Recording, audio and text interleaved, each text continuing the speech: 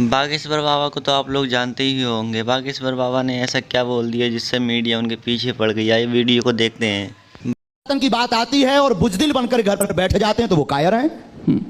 राम की बात आती है और राम के लिए जबान नहीं उठती। संतों की बात आती है, धर्म की बात आती, और अगर कोई बाहर नहीं उठता, मुंह नहीं खोलता, अपनी वाणी नहीं खोलता, तो वो बिल्कुल कायर हैं प्यारे। बागेश्वर धाम के पीठाधीश्वर नरेंद्र कृष्ण शास्त्री जी इस वक्त हमारे साथ हैं, जो बिना बताए लोगों की समस्या को पेपर पर लिख देते हैं और उसका फिर सॉल्यूशन देने की कोशिश भी करते हैं। बहुत बहुत स्वागत है शास्त्री जी आपका। शास्त्री जी महज 26-27 साल की उम्र और लाखों फॉलोअर्स, इसे कैसे देखते हैं? कभी एहसास हुआ था कि इतनी कम उम्र में इतनी फैन फॉलोइंग हो जाएगी, इतने भक्तगण हो जाएंगे आपके और उनकी समस्या का निदान कर रहे होंगे आप?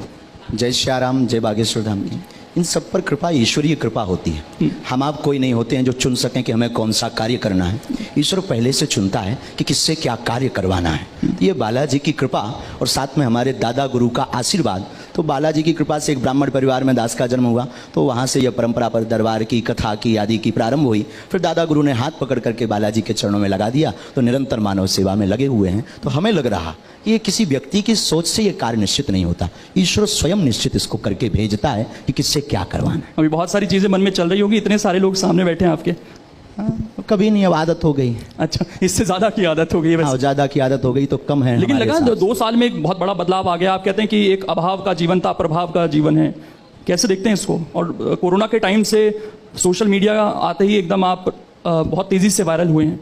दरबार परंपरानु अंतर्गत विगत 3 पीढ़ी से चल रहा है। हमारे दादा गुरु जी भी चलाते थे, दरबार लगाते थे, परंतु उस वक्त मीडिया वो नहीं आते थे, ना उसका उपयोग करते थे। हमने दरबार भी प्रारंभ किया, दादा गुरु की प्रेरणा की, जो उन्होंने आदेश दिए थे वह सेवा भी प्रारंभ की। और साथ ही साथ जो आपने कहा है कि 2 वर्ष में यह दरबार बड़ा प्राचीन है, परंपरानु अंतर्गत लोगों तक पहुंचा, अब पहुंचा, आप तक अब पहुंचा। तो हमें लगता है कि आपकी खोज अब तक हो पाई है, वो पहले खोज कर चुके थे, आज से 300 वर्ष पहले। आपने कहा कि ईश्वर की शक्ति है, मैं कुछ नहीं हूँ, तो ईश्वर ने आपको क्यों चुना? ये एक जहन में सवाल आता है लोगों के।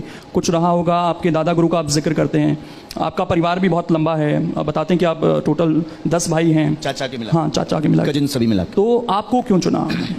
ये दादा, इस बात पर जवाब दे पाना बड़ा मुश्किल है। ये गुरु की कृपा है। हम लोग कई बार कोशिश करते हैं, हम लोग कई बार कहते हैं कि हमने गुरु को चुना, पर हकीकत ये होती है कि गुरु स्वयं देखता है कि किसको हमें पकड़ना है। तो 10 भाइयों में गुरुदेव ने हमें पकड़ा, ये हमारा सौभाग्य है। अब इसका जवाब हमसे बेहतर तो हमारे दादा गुरु जी दे सकते थे, लेकिन उनका शरीर तो नहीं है, पर सूक्ष्म रूप में उनके संस्कार हमारे पास हैं। लेकिन इसका जवाब हम यही देंगे कि गुरु की विलक्षण सोच थी, गुरु की कृपा थी, और शिष्य के पास तो सिर्फ समर्पण के अलावा कुछ नहीं बचता, वो हमारे जीवन में है। तो ये जो अभाव से प्रभाव तक की जर्नी रही है, सोचा था कभी ऐसा, इस तरह की चीज? सौभाग्य है। हाँ। अभाव का जीवन बड़ा सौभाग्य। अभाव नहीं होता तो शायद आज हम प्रतिदिन अन्नपूर्णा भंडारा का क्रम नहीं प्रारंभ कर पाते। अभाव नहीं होता तो हम अपने जीवन में गरीब बेटियों का विवाह नहीं करवा पाते। तो हमारे लिए सौभाग्य। लाखों लोग भारत में ऐसे हैं जो अभाव से जीवन जी करके, यहाँ पर भी अनेक लोग ऐसे बैठे हैं जो अभाव की जिंदगी जी करके अनेक उच्च पदों पर पहुंचते हैं। हमारे लिए ये वरदान प्राप्त है कि अभाव रहा तो हम आज लोगों की पीड़ा को समझ पा रहे हैं। लेकिन एक चीज आप खुद कहते हैं हमेशा कि अभाव में जब आदमी रहता है तो प्रभु के ज्यादा करीब रहता है। अब तो आप प्रभावी हो गए हैं, लाखों अनुयायी हैं आपके, तो ईश्वर के उतने ही अनुयायी और प्रभाव बागेश्वर बालाजी का है हमारी सोच में। ठीक, कृपा बालाजी की, प्रभाव बागेश्वर बालाजी का, और अनुयायी भी बागेश्वर बालाजी के। बागेश्वर धाम सरकार हमारा नाम नहीं, हमारा नाम तो धीरेन्द्र कृष्ण है। बागेश्वर धाम सरकार तो बागेश्वर बालाजी का है। तो आज भी हम यूं मान करके चलिए, कल फटा कपड़ा पहनते थे तो आप लोग ये ला करके तान देते हैं तो ये पहन लेते हैं, पर हम आज भी अभाव में जी रहे हैं। उसका सिर्फ सिद्धांत इतना बदल गया, देखने की दृष्टि। देखने की दृष्टि बदल गई। एक चीज़ और, कई बार चैलेंज किया गया आपकी इन शक्तियों को, कई बार लोग पहुंचते हैं, उसे किस तरीके से आप देखते हैं? साइंस की कसौटी पर अपनी इन शक्तियों को कहाँ देखते हैं? देखिए, जब तक मन में किसी भी व्यक्ति के कोई भी संदेह उत्पन्न नहीं होगा तब तक उसका निराकरण नहीं होगा। विज्ञान जहाँ विराम होता है, अध्यात्म वहाँ से प्रारंभ होता है। और रही बात शक्ति की, तो ये पराविज्ञान है। आदिकाल से ऐसे लोग चले आए हैं जिन्होंने भगवान पर, भगवान की शक्ति पर अनेक बार उन्होंने देखना चाहा, परखना चाहा, उसके कसौटी पर कसना चाहा, पर शक्ति शक्ति होती है। और हमारी दृष्टि में जो भी आता है हमें सब स्वीकार है। कृपा करवाने वाले बालाजी हैं, वो अपने आप नतमस्तक करवा देते हैं। उन लोगों को कुछ कहना चाहेंगे जो कहते हैं कि नहीं, ये तो माइंड रीडिंग है, केवल आप भूतकाल बता सकते हैं लेकिन कोई भविष्य काल या किसी की समस्याओं का निदान कोई नहीं कर सकता, जो लिखा है उसका वो लिखा है। बहुत सुंदर प्रश्न है, बहुत अच्छी बात। इस पर बहुत लोगों के मन में तर्क रहते हैं। इस पर हम जवाब यह देना चाहते हैं कि कोई शक्ति होती या नहीं, इसका प्रत्यक्ष प्रमाण तो बागेश्वर बालाजी दरबार है। भविष्य वक्ता कोई इंसान नहीं हो सकता है, लेकिन श्री हनुमान जी महाराज हैं, वो त्रिकालज्ञ हैं, भूत भविष्य वर्तमान। हम कभी भी नहीं कहते कि हम भविष्य बताते हैं, भविष्य के संकेत देते हैं जो हमें गुरु कृपा से प्रेरणा में आते हैं, जो गुरु कृपा से हमें लगता है कि ऐसा होगा, उसको हम संदेशा दे देते हैं। अब आप कहेंगे कि विज्ञान के तथ्य में, विज्ञान के जमाने में इसको कैसे माइंड रीडिंग तो नहीं है। देखिए श्रीमान जी, माइंड रीडिंग की एक सीमा है, एक मर्यादा है, उसके बाहर वो नहीं जा सकते हैं। और देखिए कई जगह ऐसी हैं जिनमें एक स्थान बागेश्वर धाम भी है जहां आज भी विज्ञान नतमस्तक है। जब प्रभाव की तरफ जीवन बढ़ता है आचार्य जी, तो कई सवाल उठने शुरू हो जाते हैं परिवार से भी। हमने देखा कि जो दूसरे गुरुजी हैं उनके पास आपके परिवार के लोग पहुंचते हैं और वो गुरुजी उनको कहते हैं कि उन्होंने एक आत्मा को कैद कर रखा है अपने पास। जी तो परिवार से ही सवाल उठ रहे हैं और परिवार दूसरी जगह जा रहे हैं। जी, ये सूक्ष्म विचारधारा का प्रभाव है। हमारा इसमें कोई लेना देना नहीं, ना कोई हमारा किसी से विरोध है, ना विरोधाभास है, सब हमारे अपने हैं। कोई पत्र चढ़ाता, कोई पुष्प चढ़ाता, कोई आत्मा को कैद करके रखा है किसी, ऐसा स्वप्न में नहीं हो सकता। जिनके लिए उन्होंने कहा आत्मा को कैद करने वाला व्यक्ति हनुमान जी की पूजा नहीं कर सकता, आत्मा को कैद करने वाला व्यक्ति हनुमान जी की साधना नहीं कर सकता। या तो हनुमान जी नहीं है या आत्मा नहीं है, क्योंकि भूत पिशाच निकट नहीं आवे। आत्मा मतलब भूत, और भूत को बस में करने वाला हनुमान जी की सेवा नहीं कर सकता, हनुमान जी को धारण नहीं कर सकता, हनुमान जी का मुगदर नहीं ले सकता। या तो हनुमान जी नहीं है या आत्मा नहीं है। तो लाखों लोगों को जो समस्याएं हैं उनकी तो दूर कर रहे हैं आप, परिवार वालों से कभी बात होती है, उन्हें समझाने की कोशिश होती है इस चीज को? सामंजस्य है, कोई ऐसा विरोधाभास नहीं, वो किंचित मात्र कोई दूसरी गद्दी लगाने की भी कोशिश करता है, वो कहते हैं हमें धमकी दी जा रही है। नहीं नहीं नहीं, ऐसा है। कई बार आप हो सके तो आप उनसे जरूर बात कीजिए, हमारे पास तो ऐसा कोई भाव नहीं आया। अभी हम मिले ही थे कुछ दिन पहले, 8-10 दिन पहले, क्यों मान के। अगर कोई दूसरी गद्दी लगाना चाह रहे तो कोई स्वागत है, कोई दिक्कत हम नहीं मिल पा रहे हैं ना, एक महीने में 8 से 10 लाख लोग आते हैं, सबको मिल नहीं पा रहे। हम तो चाहेंगे अगर आप भी ये छोड़ के चलें तो बहुत अच्छा है। ये मोह माया है, आप भी लगाएं तो मोह माया नहीं है, मतलब आप अपना सेवा करने के अनेक प्लेटफॉर्म है। कोई राजनीति से मानव सेवा कर रहा, कोई धर्म नीति से मानव सेवा कर रहा है। तो अगर आपको यहाँ कम लग रहा हो तो you come here Bageshwar Dham. ठीक नहीं, कम ज्यादा की बात, लेकिन एक चीज है, लाखों लोग आते हैं आचार्य जी आपके यहाँ पर, सबको तो आप नहीं सुन पाते, उतना समय भी नहीं होता होगा, तो सबके कष्ट कैसे दूर होंगे? बालाजी, हम फिर कहते हैं, हमेशा हमने कहा बागेश्वर धाम पर किसी व्यक्ति विशेष की कोई महिमा नहीं है, हमसे जुड़ने की आवश्यकता नहीं है। बागेश्वर धाम स्वयंभू हनुमान जी का एक तीर्थ है, जहां हनुमान जी की स्वयं की ऊर्जा है, सन्यासी बाबा की साधना की ऊर्जा है, पॉजिटिव एनर्जी है, उससे कनेक्ट होने की जरूरत है, ना कि धीरेन्द्र कृष्ण से कनेक्ट होने की जरूरत है।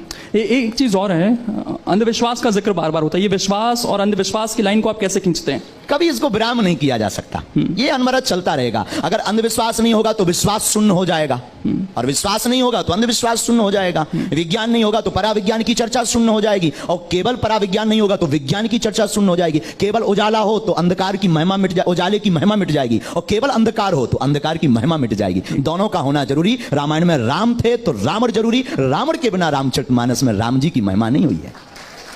जितने आचार्य हैं, संत हैं, वो हमेशा ये कहते हैं कि भगवान को मानिए, उनसे कभी मांगिए मत, उनके प्रति समर्पित हो जाइए। लेकिन अगर इंसान भगवान के प्रति समर्पित हो गया सर बाबा जी, तो आपके पास तो नहीं आएगा, वो आपके पास तो समस्या लेकर ही आता है। हम भी यही चाहते हैं कि सब ईश्वर से समर्पित हों, हम भी अंधविश्वास के खिलाफ मोर्चा खोलें। दरबार लगाने का ध्येय और सिद्धांत यही है कि इंसान कतई भगवान नहीं हो सकता। तमाम जो संत हैं वो ये कोशिश कर रहे हैं कि भाई आदमी खुश रहे, तमाम मोह माया से ऊपर आए, भगवान के प्रति समर्पित हो जाए, लेकिन हो नहीं पा रहा। आपके पास जो आते हैं वो ज्यादातर दुखी लोग ही आते हैं। हाँ, आना भी चाहिए, स्वागत है उनका। हमारी दृष्टि में अब महापुरुषों की बात अलग है, संतों की बात अलग है। संत जो कह रहे हैं वो बहुत ऊंचा ज्ञान है, बहुत अद्भुत ज्ञान है। उस ज्ञान में हमारे जैसे लोग तो पढ़ पाना बड़ा मुश्किल है। हम यही कहेंगे, आप जहां हैं, जो कर रहे हैं, उसी में आप ये मानिए कि चलिए कि ईश्वर की कृपा है, बस उनको भजना, उनको धन्यवाद देना बंद मत करिए। एक चीज और, सोशल मीडिया का मैंने जिक्र किया शुरू में कि बहुत अब लोग आपसे वहाँ पर जुड़ रहे हैं। 1-2 साल में और ज़्यादा ये संख्या बढ़ी है, लेकिन एक चीज़ ये भी कही जाती है आपके बारे में कि आपको भी पता चल गया है कि सोशल मीडिया पर बने कैसे रहना, और इसके लिए आप एक से एक बयान देते रहते हैं। आप लोगों को कहते हैं कि बुलडोज़र खरीद लीजिए घर में। हमारा न्यूज़ में बने रहने के लिए कोई भी बयान नहीं है, ना हम कभी ये चाहते हैं कि हम फ्रेम में बने रहें या टीवी में बने रहें। बुलडोजर वाले बयान का अगर आप जिक्र कर रहे हैं तो देखिए, हमारा वह बयान एकदम अहिंसक था, अहिंसक। उसमें हिंसा को लेस मात्र स्थान नहीं था, उसमें सिर्फ धर्म की रक्षा के लिए बात की थी। राम हमारे इष्ट हैं, आराध्य हैं, पूरे विश्व के पूज्य हैं, और कोई आपके पिता के ऊपर सरकार पत्थर मारे, और संविधान ये काम नहीं कर पा रहे हैं क्या? एक मिनट, आपके पिता के ऊपर कोई पत्थर मारे या मारने आ जाए तो उसकी रक्षा करने की आजादी संविधान ने भी दी है, तो हमने सिर्फ रक्षा की हर बात घर की। में बुलडोजर खड़ा हो जाना चाहिए इस हिसाब से तो? बिल्कुल, अगर आपके पिता पर कोई मारे, पुलिस जब तक आएगी तब तक तो मर्डर हो जाएगा। पुलिस प्रशासन, सरकार, कानून, कोर्ट, जरूरत नहीं है। जब बाद में फोन लगाएंगे, बुलडोजर जब से ही पुलिस निपट आएगी, लेंगे। जब फोन लगाएंगे तब ये आएगी। कहा जाता है कि अगर एक कातिल को आप सजा देना चाह रहे हैं, मतलब उसको मार दे रहे हैं, तो आप दूसरे कातिल बन जा रहे हैं खुद। तो ये तो उसी वाली नहीं, लिस्ट में जा रहे हैं। अहिंसक, हम तो वसुदेव कुटुंबकम की चर्चा करते हैं। कैसे अहिंसा कैसे होगी सर बुलडोजर? अहिंसा पूर्ण रूप हमने बयान दिया। बुलडोजर का मतलब आत्मरक्षा के लिए अपने पास व्यवस्था रखना। अगर आपको दिक्कत है कि आपको डर है तो आप क्रेन रख लो। वो भड़काऊ कैटेगरी में नहीं लगा आपको बयान? बिल्कुल नहीं। हिंसा अगर अपनी रक्षा के लिए अगर बुलडोजर रखना अगर जो है भड़काऊ है तो आपको लग रहा है कि ये होते रहना चाहिए। ये समाज अब ऐसा हो गया है कि यहाँ पर जरूरत आन पड़ी है कि भाई हमें बुलडोजर रखना पड़ेगा, हमें अपनी आत्मरक्षा खुद करनी पड़ेगी। इस तरह का समाज आप मानते हैं? आदिकाल हमारे भारत वर्ष में तो ये कहा जाता है शांति प्रिय तो देश। फिर माननीय प्रधानमंत्री जी आत्मनिर्भर की बात क्यों कर रहे हैं? नहीं तो वो आत्मनिर्भरता अलग है ना। अगर वो कह रहे हैं आत्मनिर्भर बनो तो हम भी रक्षा के लिए आत्मनिर्भर बन रहे हैं। नहीं तो फिर इंसान खुद पुलिस बन जाए, ये कहना चाह रहे हैं? इंसान पुलिस नहीं, कानून को हाथ में नहीं लेना। आत्मरक्षा के लिए कोई भी वस्तु रखना। ये गन क्यों दी जाती है? गन का लाइसेंस क्यों दिया जाता है? ये बंद करवाओ, पुलिस के पास तो खुद है। और भी आपके बहुत सारे बताइए अगर हम गलत बोले। और भी बयान है आचार्य जी। आप जो आपके अनुयायी हैं उन्हें पागल कहते हैं? हाँ, अच्छा है। क्यों? पागल का मतलब प्रभु को पा करके जो गल जाए वो पागल। पागल का अर्थ है, पागल को आप उल्टा पढ़ो तो लग पा, प्रभु के चरणों में लग जाओ वो पागल। अपने आप को अछूत कहते हैं आप? हाँ? अपने आप को अछूत कहते हैं? बिल्कुल, चारों वर्ण हमारे अंदर है। शूद्र है, वैश्य है, क्षत्रिय है, धर्म की रक्षा के लिए हाथ उठाते हैं। आप तो कहते हैं ना जातिवाद का मैं जिक्र नहीं करता, लेकिन आप कह रहे हैं चारों वर्ण हमारे अंदर है, इसलिए जातिवाद की कोई बात नहीं। तो अछूत कैसे हैं फिर? अछूत कैसे हैं? अपने आप को कहते हैं। क्यों हैं? मैं वही जानना चाहता हूं। हमें ये लगता है कि हमारी गांव की भाषा है, आप हमें छूना नहीं, हम अछूत हैं। उस वक्त गांव की भाषा में, गांव का एक कहावत है, भैया हमें छूना नहीं, हम अछूत हैं। तो गांव की कहावत में वो संबोधित किया था, ना कि अपने आप को अछूत सबसे संबोधित करके या किसी व्यक्ति को जलील करके हमने अछूत कहा। सनातनियों को कायर कहते हैं आप? जी, सनातनियों को। हाँ, अगर सनातन की बात आती है और बुजदिल बनकर घर पर बैठ जाते हैं तो वो कायर हैं। राम की बात आती है और राम के लिए जबान नहीं उठती, संतों की बात आती है, धर्म की बात आती, और अगर कोई बाहर नहीं उठता, मुंह नहीं खोलता, अपनी वाणी नहीं खोलता, तो वो बिल्कुल कायर हैं प्यारे। तो अगर आप लोग बागेश्वर बाबा के भक्त हो तो चैनल को सब्सक्राइब करके वीडियो को लाइक करके बेल नोटिफिकेशन को ऑल पे सेट कर दें।